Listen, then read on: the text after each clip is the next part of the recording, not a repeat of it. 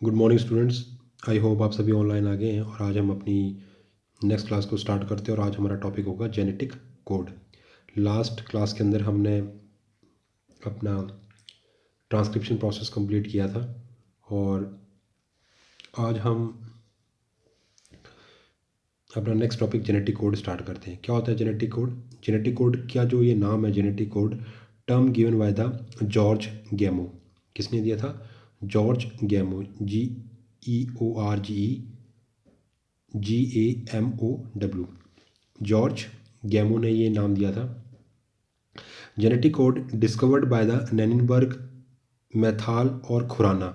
ये 3 साइंटिस्ट थे जिन्होंने जेनेटिक कोड की डिस्कवरी की। किसने? नैनिनबर्ग, मैथॉल और खुराना ने। रिलेशनशिप, और ये होता क्या है? Relationship between the sequence of amino acid in the polypeptide chain and nucleotide sequence of DNA और mRNA called the genetic code. क्या होता है जेनेटिक कोड? जेनेटिक कोड एक रिलेशनशिप है, एक संबंध है। किसके बीच में? Sequence of the amino acid in the polypeptide chain. Polypeptide जो आपकी चेन है, जो किसका सीक्वेंस है? अमीनो एसिड्स का। एंड द न्यूक्लियोटाइड सीक्वेंस, और साथ में जो आपके न्यूक्लियोटाइड सीक्वेंस है ऑफ किसके? डीएनए और एमआरएनए के। क्या कहलाते हैं? Genetic code. क्या कहलाते हैं? Genetic code. तो क्या बोल रहा है? अमीनो एसिड की जो पॉलीपेप्टाइड चेन है, the sequence of amino acid in the polypeptide chain. Polypeptide जो चेन्स हैं उनके अंदर जो अमीनो एसिड्स हैं उनका सीक्वेंस, और साथों साथ जो आपके न्यूक्लियोटाइड के जो सीक्वेंस है, जो न्यूक्लियोटाइड के सीक्वेंस है कहाँ पर? डीएनए और एमआरएनए के अंदर। वो क्या कहलाता है? Genetic code. तो ये क्या आता है? ये संबंध है, रिलेशनशिप है किस किस के बीच में? अमीनो एसिड जो पॉलीपेप्टाइड चेन के अंदर लगे हुए हैं एक चेन के रूप में एक पर्टिकुलर सीक्वेंस में, और न्यूक्लियोटाइड सीक्वेंस जो आपके न्यूक्लियोटाइड सीक्वेंस होते हैं उनके बीच का ये संबंध है। और ये कहाँ होता है? डीएनए और एमआरएनए में देखने को मिलता है। क्या कहलाता है? Genetic code. कहता है there occur 20 type of the amino acid which participate in the protein synthesis. वो कहता है हमारे पास लगभग 20 प्रकार के अमीनो एसिड्स होते हैं जो प्रोटीन सिंथेसिस में पार्टिसिपेट करते हैं। क्या बोल रहा है? कि वो कहता है there are occur 20 type of the amino acid. हमारे पास 20 प्रकार की सेल के अंदर, 20 प्रकार के, किसी भी कोशिका के अंदर 20 प्रकार के अमीनो एसिड्स होते हैं जो पार्टिसिपेट करते हैं प्रोटीन की सिंथेसिस में। DNA contain information for synthesis of any type of the polypeptide chain. वो कहता है जो डीएनए है आपका, उसके पास सारी की सारी इन्फॉर्मेशन होती है किसके लिए? Synthesis of any type of, कि वो बना सकता है किसी भी प्रकार की कोई भी पॉलीपेप्टाइड चेन। अब देखो यहाँ हमने बात की थी कि जेनेटिक कोड क्या है? एक रिलेशनशिप है, संबंध है किसके बीच में? Sequence of the amino acid in the polypeptide chain. Polypeptide chain मतलब प्रोटीन। प्रोटीन क्या होती है? अमीनो एसिड की पॉलीपेप्टाइड चेन। तो ये संबंध किस किस के बीच में होता है? मतलब जेनेटिक कोड क्या है? एक रिलेशनशिप है, एक संबंध है किसके बीच में? जो अमीनो एसिड की पॉलीपेप्टाइड चेन है और जो न्यूक्लियोटाइड का सीक्वेंस है उसके बीच में। इतनी बात क्लियर होगी? तो वही कहता है कि डीएनए कंटेन द इंफॉर्मेशन। कहता है डीएनए के पास वो सारी की सारी इंफॉर्मेशन होती है कि वो कोई भी पॉलीपेप्टाइड चेन बना सकता है किसी भी प्रकार की। कहता है in transcription information transferred from DNA to mRNA. वो कहता है जब ट्रांसक्रिप्शन चलता है, होता है, तब वो सारी की सारी इन्फॉर्मेशन, कौन सी इन्फॉर्मेशन जो डीएनए के पास है, वो ट्रांसफ़र कर दी जाती है मैसेंजर आरएनए के पास। किसके पास? मैसेंजर आरएनए के पास, in the form of complementary nitrogenous base sequence. अब वो अपने संपूरक नाइट्रोजनस बेस सीक्वेंस के रूप में वो सारी की सारी इन्फॉर्मेशन डीएनए से कहाँ दे देता है? एमआरएनए को। और फिर एमआरएनए साइटोप्लाज्म में आके उस काम को पूरा करता है कि वो किस टाइप की प्रोटीन बनानी, क्योंकि प्रोटीन कौन सी बनेगी यानी कि पॉलीपेप्टाइड चेन कौन सी बनेगी ये सारी जानकारी डीएनए के पास है। डीएनए खुद चलकर साइटोप्लाज्म में नहीं आ सकता, ठीक? तो उसके लिए वो ट्रांसक्रिप्शन प्रोसेस होता है और डीएनए से क्या बनती है? एमआरएनए। क्यों बनती है? क्योंकि डीएनए के पास जो वो इन्फॉर्मेशन है वो ट्रांसफर हो जाती है एमआरएनए के पास, और वो एमआरएनए कहाँ जाता है? साइटोप्लाज्म में। कहाँ पर आ जाएगा? राइबोसोम के पास, और क्या बनाएगा? प्रोटीन की फॉर्मेशन करेगा। कहता है mRNA contain code for the each amino acids. कहता है जो मैसेंजर आरएनए जो बना है उसके पास क्या होता है? एक कोड होता है, और वो कोड किसका बना हुआ है? न्यूक्लियोटाइड्स का। और हर एक कोड किसके लिए? ईच अमीनो एसिड, हर एक अमीनो एसिड्स के लिए एक सिंगल कोड होता है, और उसको हम क्या कहते हैं? कोडोन। क्या बोलते हैं? कोडोन। इतनी बात समझ आ गई? कहता है कि एमआरएनए के पास क्या होते हैं? कोड होते हैं। और contain code for each amino acid, हर एक अमीनो एसिड्स के लिए कि कौन सा अमीनो एसिड पकड़ के लाना है और कैसी प्रोटीन बनेगी। तो वो प्रोटीन जो है, वो जो प्रोटीन के लिए जो अमीनो एसिड चाहिए, उन अमीनो एसिड्स के लिए जो कोड है वो किसके पास है, mRNA के पास। तो वो क्या कहलाते हैं, कोडोन। हमने क्या कहते हैं एक्चुअल में, कोडोन। चलिए आगे बात करते हैं। कहता है codon is A nucleotide sequence on mRNA which code for particular amino acid. वो कहता है ये जो कोडोन है जिनकी आप बात कर रहे हो, जो कोड था जिसे आप कोडोन नाम दे रहे हो, कोडोन क्या है, एक न्यूक्लियोटाइड सीक्वेंस है किसके ऊपर, mRNA के ऊपर, which code for the particular amino acid. हर एक सीक्वेंस, न्यूक्लियोटाइड का सीक्वेंस mRNA के ऊपर एक स्पेशल कोड होता है पर्टिकुलर अमीनो एसिड के लिए। ठीक, इतनी बात समझ आ गई। कहने का मतलब क्या है कि वो क्या कहना चाह रहा है, अगर मैं आपको डायग्राम से बना के बताऊं तो कह रहा है कि जैसे उसने कहा कि मेरे पास एक सेल है, ठीक है, सेल के अंदर ये न्यूक्लियस है और न्यूक्लियस के अंदर ये हमारा डीएनए है, ठीक है। इस डीएनए ने अपनी जो इन्फॉर्मेशन थी वो डाली इसके अंदर, ये क्या है, mRNA। ये तो था डीएनए, ठीक है, ये डीएनए और ये अब क्या बन गया, आरएनए। डीएनए ने अपनी सारी इंफॉर्मेशन किसको दे दी, आरएनए। आरएनए न्यूक्लियस से निकलकर कहाँ आ गया, राइबोसोम के पास, यहाँ आ गया, ठीक है। अब ये जो सीक्वेंस है ना, ये क्या है, ये जो बैंड आया बाहर, ये जो धागा जो बाहर आया, उस धागे के पास क्या है, कोड है। और ये कोड जो है न्यूक्लियोटाइड सीक्वेंस है, जैसे कोई भी सीक्वेंस हो सकता है, जैसे कि माना हमारे पास ATG है ना, इस तरीके का सीक्वेंस होगा। समझ आ रही बात, ये हमारे पास कोड है। तो ये न्यूक्लियोटाइड हमारे पास सीक्वेंस है जिसको हम कोडोन कह रहे हैं। क्या कह रहे हैं, कोडोन। और अभी बात करेंगे कि जो एक कोड होता है वो 3 न्यूक्लियोटाइड का बनता है। ये जैसे 3 है ना, ATG ऐसे कह लो या कुछ भी, या TGA, मतलब एक कोडोन में 3 ही होंगे, ठीक है। तो इसे बोलेंगे कोडोन। क्या बोलोगे, कोडोन। मतलब इस कोडोन को पता है कि मैंने कौन सा अमीनो एसिड पकड़ना है। ये एक कोडोन जो बना, ये जो जिसको आप बोल रहे हो ये वाला ATG, ये क्या है, कोडोन है, कोड है किसके लिए, एक पर्टिकुलर अमीनो एसिड के लिए, कि हमें कौन सा अमीनो एसिड पकड़ना है। बात क्लियर होगी। चलिए आगे चलते हैं। तो कहता है कि कोडोन क्या है, एक न्यूक्लियोटाइड सीक्वेंस है mRNA के ऊपर, और जो एक पर्टिकुलर अमीनो एसिड को कोड करता है। Whereas genetic code is sequencing of nucleotide on mRNA molecule contain the information for the synthesis of polypeptide chain. कहते हैं इस तरीके से जो जेनेटिक कोड है वो न्यूक्लियोटाइड का सीक्वेंस है, और वो कहाँ लगे हुए हैं, mRNA के ऊपर, mRNA के मॉलिक्यूल के ऊपर, और उसके पास सारी की सारी जानकारी है जिससे वो पॉलीपेप्टाइड चेन की सिंथेसिस या फॉर्मेशन या उसका संश्लेषण कर सकता है। इतनी बात समझ आ गई। आगे बात करते हैं ट्रिपलेट कोड। अभी तुमने पढ़ लिया जेनेटिक कोड क्या होता है। अब बात करते हैं कि ये जो आप कोडोन की बात कर रहे हो, उसमें कितने न्यूक्लियोटाइड लगेंगे, क्या वो एक न्यूक्लियोटाइड का होगा, 2 का होगा, 3 का होगा, 4 का होगा, ये भी पता नहीं है। तो बात आती है ट्रिपलेट कोड। कहता है main problem of the genetic code was determine exact number of the nucleotide in A codon which code for the one amino acid. कहता है सबसे बड़ी हमारे सामने यही प्रॉब्लम आई कि जेनेटिक कोड जो वॉज डिटरमाइंड, जो हमें जेनेटिक कोड को पहचानने के लिए हमें कैसे पता चलेगा कि exact number of the nucleotide in A codon की, मतलब आपने कहा कि जेनेटिक कोड के अंदर हमें सबसे बड़ी प्रॉब्लम यही आई कि ये पहचानने में कि एक न्यूक्लियोटाइड कितने, मतलब एक जो कोडोन है वो कितने नंबर ऑफ न्यूक्लियोटाइड, मतलब उसमें कितने न्यूक्लियोटाइड चाहिए एक कोडोन को बनाने के लिए, राइट, ताकि वो एक अमीनो एसिड को कोड कर पाए। मतलब हम ये जानना था कि एक कोडोन में कितने न्यूक्लियोटाइड होते हैं जो एक अमीनो एसिड को कोड कर सकते हैं। मतलब एक कोडोन के अंदर कितने न्यूक्लियोटाइड हैं, 1 है, 2 है, 3, 4 न्यूक्लियोटाइड है, 5 न्यूक्लियोटाइड है, जो मिलके एक अमीनो एसिड को कोड कर सकें। कहता है 4 type of the nitrogenous base in mRNA। बोलता हमें इतना तो पता है कि mRNA के अंदर 4 बेस होते हैं, एडेनिन, यूरेसिल, ग्वानिन और साइटोसिन। आपको पता है डीएनए के अंदर क्या होता था, थाइमिन, लेकिन जब आरएनए की बात कर रहे हो तो यहाँ पर थाइमिन की जगह कौन आ जाएगा, यूरेसिन। तो कहता है 4 तो हमारे पास बेस हैं जो किसके लिए, हम जो हमारे पास 20 प्रकार के अमीनो एसिड है। तो कहता है if genetic code is singlet, अगर आपका जेनेटिक कोड कैसा हो, सिंगलेट हो।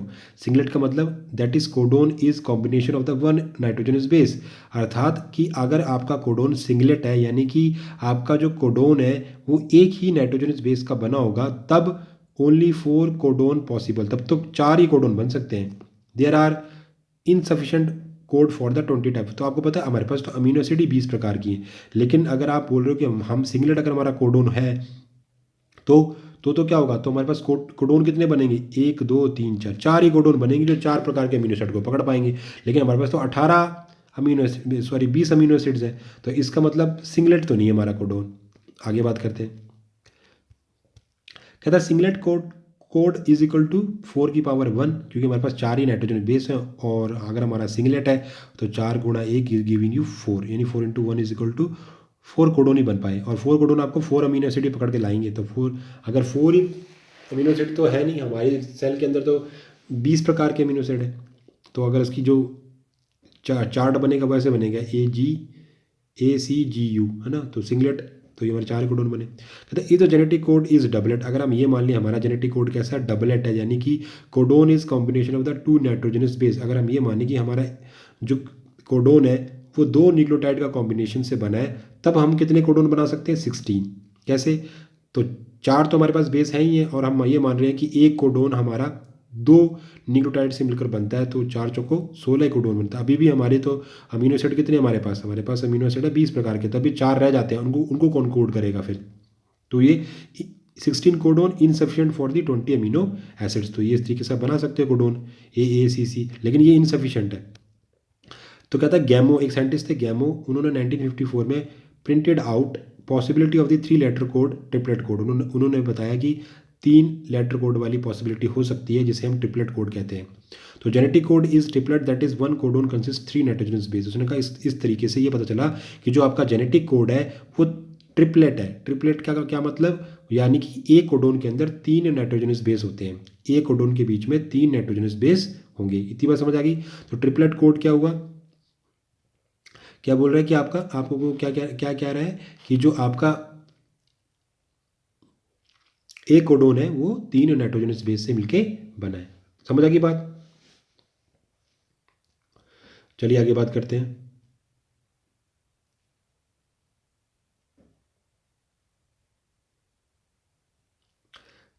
अकर ऑफ द 64 कोड, तो कहता है कि अगर आप ट्रिपलेट कोड है तो यानी कि 4 की पावर थी, यानी कि एक कोडोन जो 3 से बना है, तो हमारे पास 4 तो हमारे पास बेस है, तो ये कितने हो गए, 4 × 4 × 4 इज इक्वल टू 64 कोडोन्स। तो occur 64 codons is dictionary of the genetic code. तो जो जेनेटिक कोड की जो डिक्शनरी है उसमें आपको 64 कोडोन मिलते हैं। इस तरीके से 64 codons sufficient to code 20 type of the amino acid. तो कहते हैं इस तरीके से जो आपके पास 64 जो कोडोन है वो आपके लिए पर्याप्त है आपके 20 टाइप के अमीनो एसिड को कोड करने के लिए। इतनी बात समझ आ गई। चलिए आगे चलते हैं। नेक्स्ट बात करते हैं characteristic of the genetic code, कि हमारे जेनेटिक कोड की क्या क्या विशेषताएं हैं, राइट। पहली विशेषता है ट्रिपलेट इन नेचर। पहली बात तो क्या है, इसका नेचर कैसा है, ट्रिपलेट है। A codon is a composed of 3 adjacent nitrogenous base which specifies 1 amino acid in the polypeptide chain. कहता है आपका एक कोडोन 3 एडजेसेंट नाइट्रोजनस बेस का बना होता है, मतलब लगातार 3 नाइट्रोजनस बेस एक के बाद एक बैठे हुए हैं। एडजेसेंट का मतलब एक के साथ एक चिपक के बैठे हुए 3, और जो स्पेसिफाई होते हैं एक अमीनो एसिड के लिए, मतलब आपकी कोई पॉलीपेप्टाइड चेन है और वो माना कि 50 अमीनो एसिड से बनी है, तो हर एक अमीनो एसिड के लिए एक स्पेसिफिक कोडोन होगा जो 3 नाइट्रोजन बेस का बना हुआ है। जैसे कि कहता है कि एग्जांपल है in mRNA if there are 90 nitrogen base, तो आप इसका मतलब क्या है कि डिटरमाइन दी 30 अमीन। तो मतलब अगर आपके पास वो कहता है कि किसी mRNA के अंदर 90 नाइट्रोजन बेस है, तो इसका मतलब क्या है कि उन 90 नाइट्रोजन बेस से आप कितने अमीनो एसिड बना सकते हो, 30, क्योंकि एक जब 3 से एक कोडोन बनेगा तो 90 से कितने बनेंगे, 30, तो 30 कोडोन 30 अमीनो एसिड को कोड कर पाएंगे। तो आपकी पॉलीपेप्टाइड चेन के अंदर कितने अमीनो एसिड जोड़ेंगे, 30। इतनी बात समझ आ गई। वो कहता है एक mRNA का जो धागा है उसमें अगर आप ये मान लो कि आपके पास 90 नाइट्रोजन बेस लगे हैं, तो 90 से 30 आपके अमीनो एसिड बन जाएंगे, सॉरी 30 आपके कोडोन बन जाएंगे, और 30 कोडोन 30 अमीनो एसिड को कोड करेंगे। तो आपकी जो प्रोटीन की चेन बनेगी यानी कि जो पॉलीपेप्टाइड चेन बनेगी वो 30 अमीनो एसिड वाली होगी। अब example number of nitrogen base 90, so codon 30 and the 30 codons decide 30 amino acid in the polypeptide chain. तो जो आपके 30 कोडोन बनेंगे वो 30 अमीनो एसिड को डिसाइड करेंगे पॉलीपेप्टाइड चेन के अंदर कि कौन कौन से लगने हैं। दूसरी बात, दूसरा करेक्टर क्या गया, यूनिवर्सलिटी। मतलब इनमें क्या, इनके अंदर क्या होती है, यूनिवर्सलिटी, यानी genetic code is applicable universally. मतलब एक जेनेटिक कोड आप यूनिवर्सली कहीं भी उसको एप्लीकेबल कर सकते हो। Some genetic code is not all kind of living organism. और कुछ जेनेटिक कोड ऐसे भी होते हैं जो हर टाइप के लिविंग ऑर्गेनिज्म में प्रेजेंट नहीं होते, जैसे वायरस, बैक्टीरिया, यूनिसेलुलर और मल्टीसेलुलर ऑर्गेनिज्म। इतनी बात क्लियर होगी।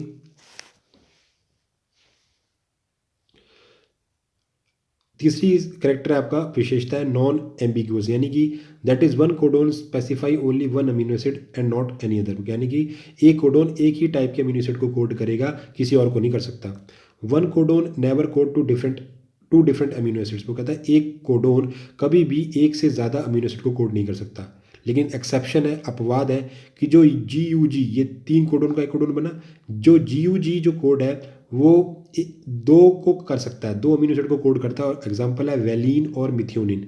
वैलीन और मिथ्योनिन मतलब कि जो GUG कोड है आपका, जो कोडोन है वो 2 टाइप के अमीनो एसिड को कोडित करता है, वैलीन और मिथ्योनिन। वैलीन और मिथ्योनिन क्लियर होगी। दूसरा है नॉन ओवरलैपिंग। क्या है, नॉन ओवरलैपिंग।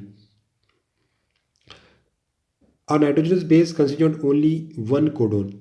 कभी भी वो कहता है, जो उसकी चौथा की जो विशेषता है वो कैसी है, नॉन ओवरलैपिंग की।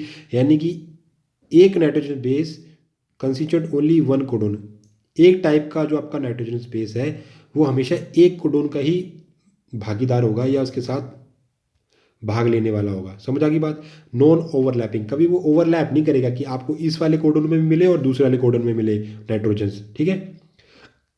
दूसरा है कॉमनलेस, नो पंक्चुएशन, यानी comma between the adjacent codon. कहता है कभी भी जब भी आप कोडोन लिखोगे ना, जैसे आप कोडोन लिखते हो, जैसे मैं बात करूं, मेरे पास सॉरी, मेरे पास जैसे ये कोडोन है AUG, ये 3 का कोडोन है। तो कभी भी आप इसके बीच में कॉमा नहीं लगाओगे, ऐसे ऐसे कॉमा नहीं लगेगा, आप कंटिन्यूस को लिखोगे। समझ में आई बात, कैसे लिखोगे, ऐसे सिंबल AUG। समझ आ गई। अगला कोड भी आएगा तो आएगा जैसे GUC, तो इसमें भी बीच में यहाँ कोई कोड, कोई कॉमा कुमा नहीं आएगा, कोई प्रपोजिशन आप यूज़ नहीं करोगे। तो no punctuation comma between the adjacent codon, that is each codon is immediately followed by the next codon. कहने का मतलब क्या है कि अगर हम बात कर रहे हैं कि आप लगातार आपके कोडोन चल रहे हैं, तो कोडोन के बीच में कभी भी आपका फुल स्टॉप या कोई भी किसी प्रकार की पंक्चुएशन का यूज़ आप नहीं कर सकते, है ना। जैसे कि मैं बात करूँ, मेरे पास ये एक mRNA का धागा और इसके ऊपर ऐसे लगे हुए हैं, ये है mRNA। क्या है, mRNA। तो जैसे यहाँ पर ATGCUG, तो 3 का एक ग्रुप बन रहा है, 30 का है, तो बीच में कोई कॉमा कोमा नहीं लग रहा, कुछ नहीं है। जैसे आपने लिखना होगा तो आप डायरेक्ट ही लिखना पड़ेगा आपको, ATGUCUGTP, है ना, ATGGA। तो जो 3 का ग्रुप है वो ऐसे अपने आप ही आपको अंडरस्टैंड करना पड़ेगा। क्लियर हो रही बात।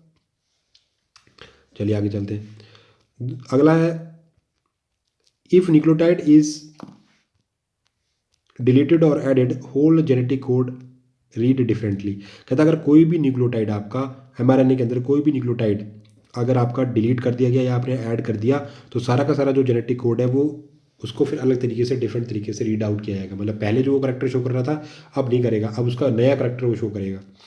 Polypeptide chain having 50 amino acid shall be specialized linear sequence of 150 nucleotide. वो कहता है अगर कोई पॉलीपेप्टाइड चेन जो है 50 अमीनो एसिड की बनी हुई है, इसका मतलब कि उसके लिए आपको 150 न्यूक्लियोटाइड का एक सीक्वेंस चाहिए। समझ आ गई बात। कहने का मतलब कोई भी पॉलीपेप्टाइड चेन में अगर मतलब कोई भी प्रोटीन की चेन या पॉलीपेप्टाइड चेन आपकी 50 अमीनो एसिड की बनी है, तो मतलब उसको बनाने वाला जो mRNA का जो स्ट्रैंड था, आपका फीता था, उस mRNA के अंदर कितने होंगे, 150 न्यूक्लियोटाइड होंगे। क्योंकि आपको पता है एक न्यूक्लियोटाइड 150 है, तो यानी कि 3 न्यूक्लियोटाइड से एक कोड बनेगा और एक कोडोन जो है वो एक अमीनो एसिड को कोड करेगा। तो यहाँ 50 अमीनो एसिड है, तो यानी कि एक के लिए 3 लगे होंगे, तो 50 के लिए 150, सिंपल सी बात है।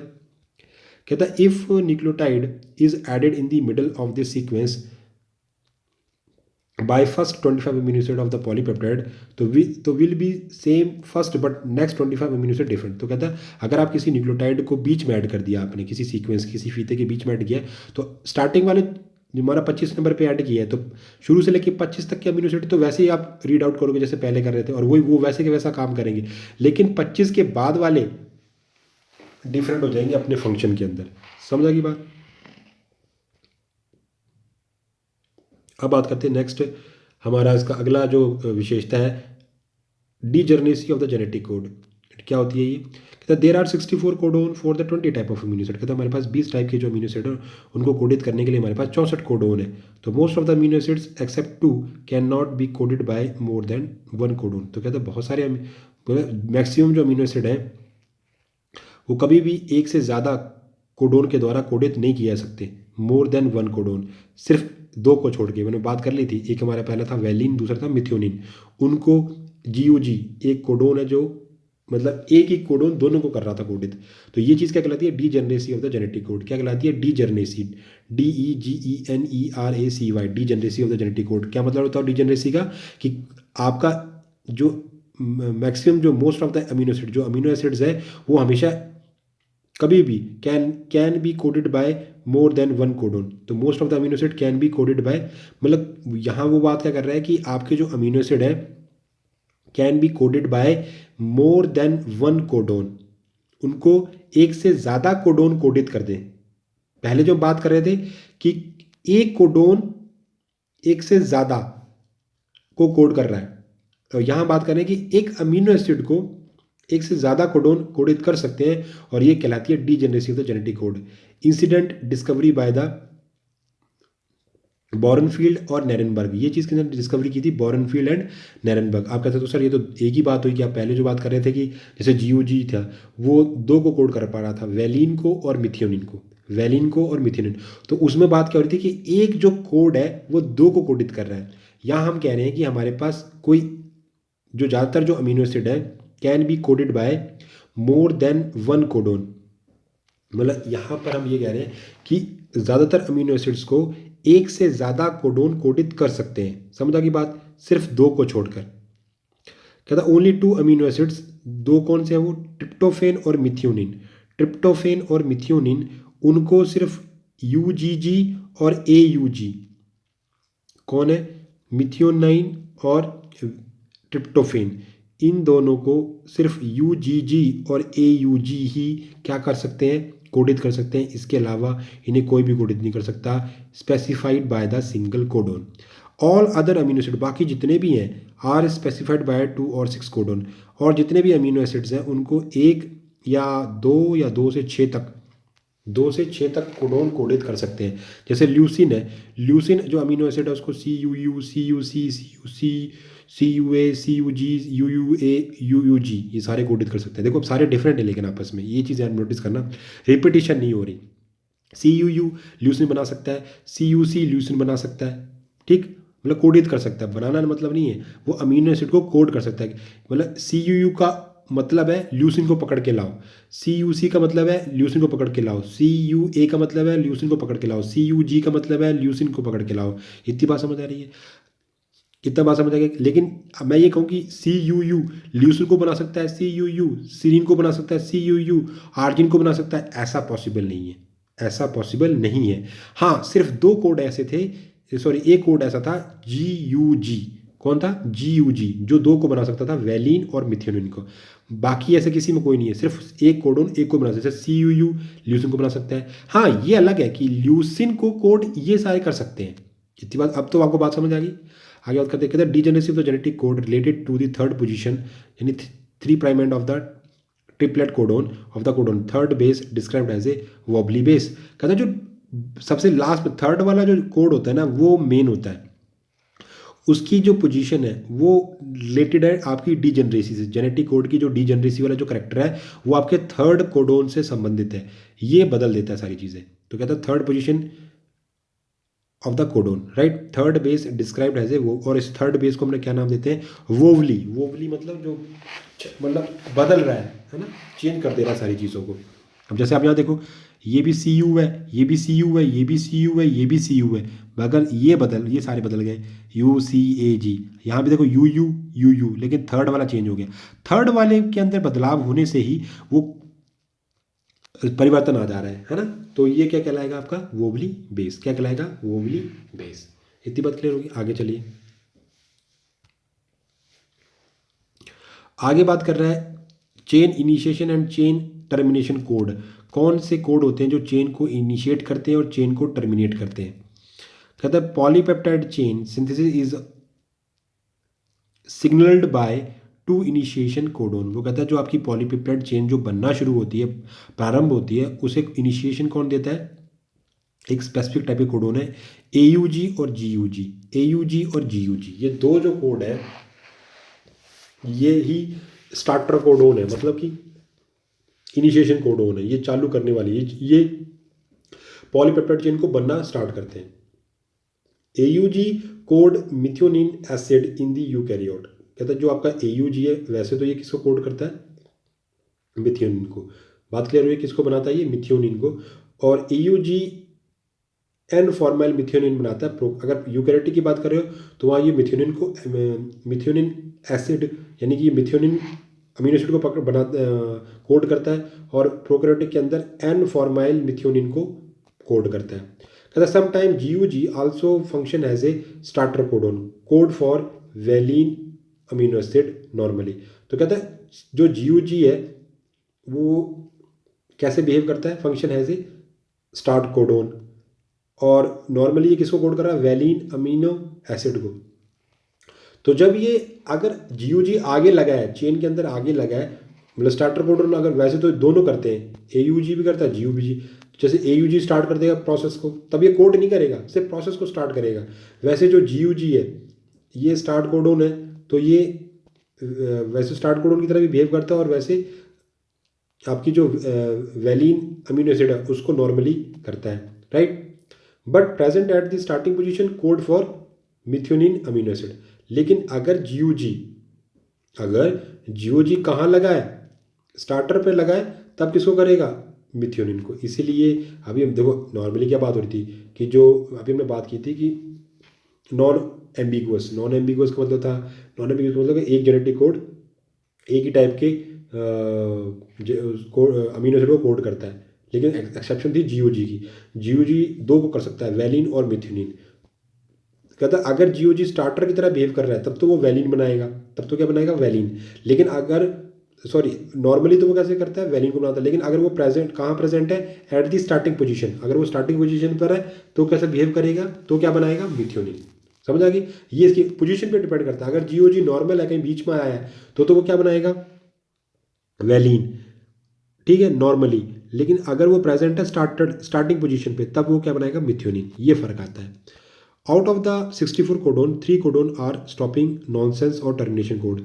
जो हमारे 64 कोडोन है उसमें से 3 कोडोन ऐसे हैं जो कुछ नहीं, कोई कोड नहीं करते, कुछ किसी भी अमीनो एसिड को कोड नहीं करते, तभी तो वो चेन को रोक देंगे बनने से। तो उसे कहते हैं स्टॉपिंग नॉनसेंस और termination code. Do not specify any amino, वो किसी भी अमीनो एसिड को स्पेसिफाई मतलब कोड नहीं कर पाते, ठीक। तो वो कौन कौन है, UAA, UAG, UGA, ये 3 है। इसको याद रखने के लिए एक छोटा सा फॉर्मूला है कि उधर आया, उधर आया गधा, उधर गधा आया, ऐसे आप याद रख सकते हो, ठीक। तो इसको नॉर्मल, इसका नाम क्या है वैसे, ऑकियर, अंबर और ओरल। OC ऑकियर, OCHRE, ऑकियर, अंबर AMBER, और ओरल ORAL, इसका नाम है ये, ठीक। तो only 61 codon are sense codon which specify 20 amino acid. तो इस तरीके से अब आपके 64 में 3 तो हो गए नॉन सेंस वाले जो कोड नहीं करते, तो 61 रह गए। तो 61 बचे अमीनो एसिड जो सेंस करेंगे, 20 अमीनो एसिड को कोड करेंगे, ठीक। आगे चलते हैं। अब हमारे पास ये लिस्ट है, ये तो आपको बनाने आ जाए, ईजी सी है। तो आपको पता जो हमारा ट्रिपलेट कोड है, हमारा कोडोन जो है 3 से मिलकर बना है। तो एक को यहाँ, 3 को यहाँ लिख दो, 3 को ऊपर लिख दो, और थर्ड वाले को यहाँ लिख दो। जैसे UCAG, और यहाँ लिख दो UCAG, और यहाँ लिख दो UCAG। तो इस तरीके से आप पूरी लेटर को बना सकते हो, या आपकी बुक में भी होगा, आप बुक से भी देख सकते हो, कोई बड़ी बात नहीं है, ठीक है। ये चीज़ है।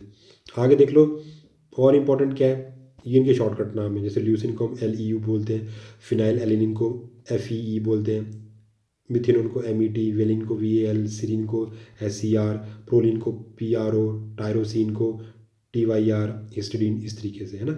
और ये इनके कोड दिए हुए हैं, ये इनके नाम है, आप नाम को देख लें अच्छे से, उनको इसका स्क्रीनशॉट ले लो और आप बना सकते हो, है ना, पूरा डायग्राम्स का बना लो। सेम आप इसका भी, आप जैसे ग्लाइसिन है, तो ये कैसे, ये जो मैंने ऊपर ग्रुप में लिखी है नॉन पोलर एरोमेटिक है, ये वाले कैसे 3 एरोमेटिक हैं, ये पोलर है, ये जिन पर पॉजिटिव चार्ज है, नेगेटिव चार्ज है। उसके बाद ये आपके अमीनो एसिड है और ये उनके कोड है, कि मतलब ये जो कोड है ये कोडित करते हैं किसको, इस वाले। तो आप इनको याद कर लें, और क्योंकि याद करना बहुत ज़रूरी है, तो पहले तो आप 20 टाइप के अमीनो एसिड याद करो, ये 20 है पूरे टोटल, ये 20 अमीनो एसिड है, इनका स्क्रीनशॉट ले लो आप अच्छे से। और स्क्रीनशॉट लेने के बाद आपको ये आपको याद रखनी है कि जैसे ग्लाइसिन को कौन कोड कर रहा है, एलिन को कौन कोड कर रहा है, वेलिन को ये, तो ये कोड आपको याद करने हैं, ठीक है। एग्जाम में तो नहीं पूछे जाते, लेकिन फर्दर आप जब आगे नेट की तैयारी करोगे MSc के टाइम, ये आपको याद होनी चाहिए। तो आपको पहले तो इस साल आपको ज़्यादा ज़रूरी ये है BSc के अंदर के आपको ये 20 टाइप के जो अमीनो एसिड है वो याद रहे, ठीक। तो ये 20 टाइप के अमीनो एसिड भी आप स्क्रीनशॉट ले लें, और बाकी इनके कोड याद करना अभी इतना ज़रूरी नहीं है। अभी सिर्फ आपको 2 चीज़ याद रखनी है कि स्टॉप कोडोन कौन से हैं और इनिशिएशन कोडोन कौन से हैं। स्टॉप कोडोन और इनिशिएशन कोडोन आपको याद होने चाहिए, ठीक है। चलिए, thank you so much, have a nice day.